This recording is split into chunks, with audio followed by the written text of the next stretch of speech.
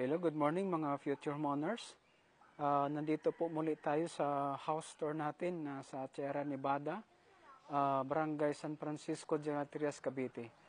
Kung makikita po natin, isa po ito sa unit ni Sierra Nevada na ang ganda ng location po nito dahil malapit lang sa Vista Mall.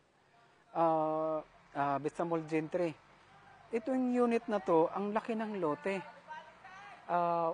Abot siguro yan dito kasi di pa namin masukat kung hanggang saan talaga. Malaman natin kay Bank kung pag mag-viewing na tayo dito. Ang lot area po nito ay 125 square meters at ang floor area po niya ay 83 square meters. So kung mapapansin natin ay ang laki ng nito ang unit na to. Ang TCP pula niya nito 2,940,000. So napakababa lang nito ng single attached na siya. Kaya paunahan lang po talaga. Tingnan po na natin yung likod nito. Ito po yung balcony niya. So kailangan lang natin na pipinturahan. Medyo may kalumaan na siya yung Ayan kailangan lang pipinturahan siya. Hanggang dito yan sa likod. Hanggang dito. Meron siyang lote na malawak at na may bakanting lote dito kaya maaaring pwede mo nang magamit to. Hanggang dito po sa likod. Hello po. Ayan si Kuya. So abot po dito yung lupa niya sa lote niya hanggang dyan. Sa may bakod. So balik tayo doon sa harap para makita natin yung loob nito ng unit na to. Napakalawak at napakaganda ng unit. Pasok po tayo. Tao po.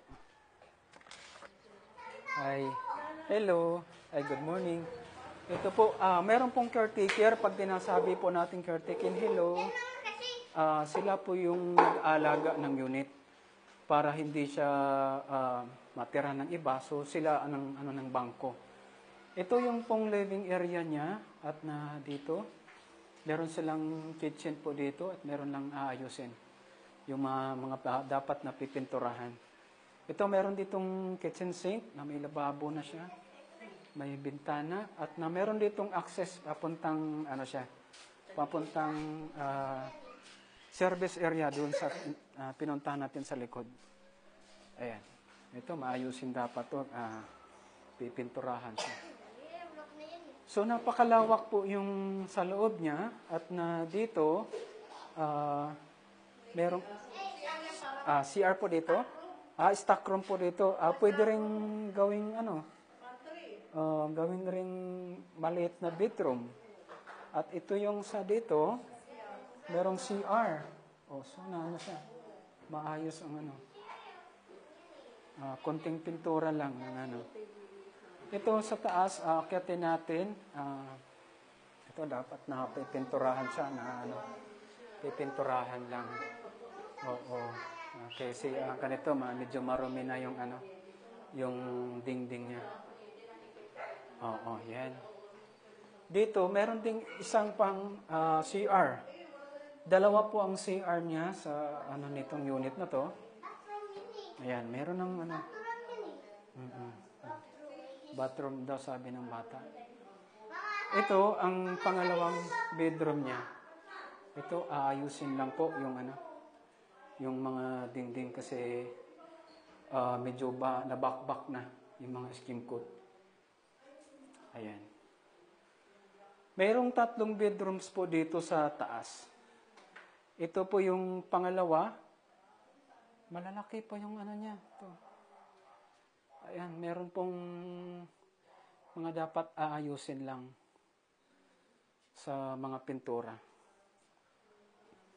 Ito, dapat naayusin to. Palitan lang ng at nabutas na siya.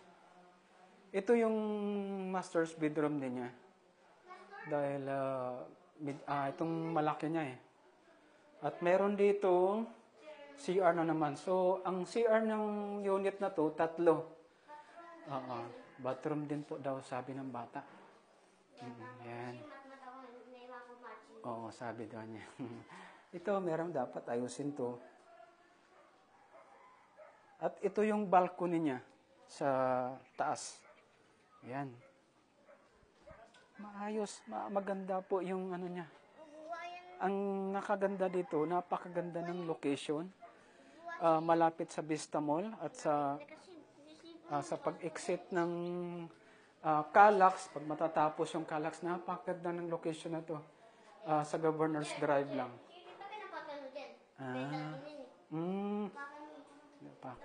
Sa mga nagtatanong po ng unit na ito, ipa-plus po namin, ilalagay po namin yung number sa screen. Sa mga gustong mag-viewing, ito paunahan lang po ito, mabilis po ito makuha. Dahil pag sinabi natin foreclose pala, ay as is where is po. Bawal po ang mga masisilan po dito. Meron po kaming mga house for sale na mga brand new, pero ito kung gusto nyo mas mababa, ay ito po, napakaganda ng ano na to, ng unit na to dahil magandang location. At dito lamang po at na maraming salamat sa inyong panonood na see you sa aming house tour.